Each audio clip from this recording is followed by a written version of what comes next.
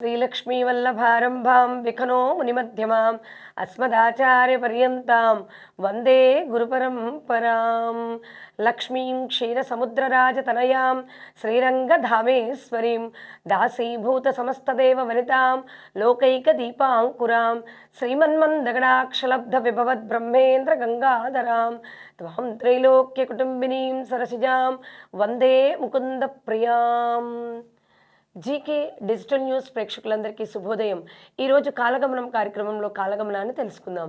శ్రీ శోభకృతనామ సంవత్సరం ఉత్తరాయణం, శిశిర ఋతువు, మాఘమాసం, కృష్ణపక్షం, శుక్రవారం, తిథి షష్ఠి, తెల్లవారుజామున 3:18 వరకు, నక్షత్రం స్వాతి నక్షత్రం ఉదయం 9:18 వరకు, దుర్ముహూర్తం ఉదయం 8:44 నుండి 9:30 వరకు, మధ్యాహ్నం మరలా దుర్ముహూర్తం 12:37 నుండి 1:24 వరకు కొనసాగుతుంది.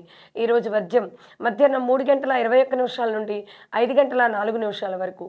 అలాగే ఈరోజు అమృత గడియలు రాత్రి 1:28 నుండి 3:10 వరకు అమృత గడియలు కొనసాగుతాయి. ఈరోజు నక్షత్రం విశాఖ నక్షత్రం.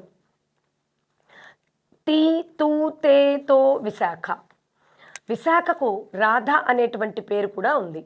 విశాఖ నక్షత్రాన్ని రాధా నక్షత్రం అని కూడా అంటారు. ఎందుకంటే రాధాదేవి అదే నక్షత్రంలో జన్మించారు.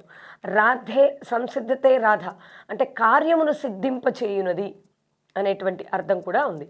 కార్యాన్ని సిద్ధింపచేసేటువంటి నక్షత్రం, కాంతి చేత వ్యాపించే లక్షణం కలిగినటువంటిది కనుక రాధను అనుసరిస్తుంది కనుక అనురాధ అని తర్వాత నక్షత్రానికి కూడా పేరు వచ్చింది.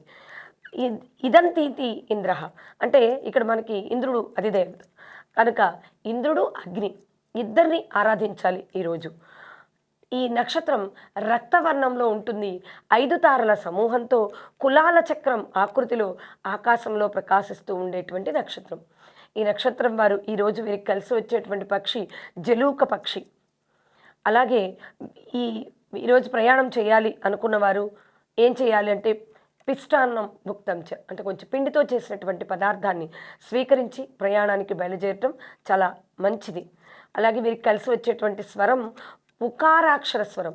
ఊ అనేటువంటి అక్షరంతో ఉన్నటువంటి ఏదైనా జపాన్ని చేసుకుంటే వీరికి బాగా కలిసి వస్తుంది. అంటే తూర్పు దిశకి ప్రయాణం చేయడం చాలా మంచి శుభాన్ని చేకూరుస్తుంది. అలాగే ఈ నక్షత్రం వారు దేవదారు చెట్టు అంటే మనకి ఇక్కడ లభించదు కనుక దేవదారు చెట్టును చూసి నమస్కరించినట్లయితే సకల శుభాలు చేకూరుతాయి. కనుక ఈరోజు మనం అగ్ని ఆరాధన అలాగే ఇంద్రుణ్ణి ఆరాధన చేసుకోవడంతో పాటు శుక్రవారం లక్ష్మీదేవికి చాలా ప్రీతిపాత్రమైనటువంటి రోజు కనుక లక్ష్మీ ఆరాధనని చేసుకొని సకల శుభాల్ని పొందుదాం. శుభం భూయాత్.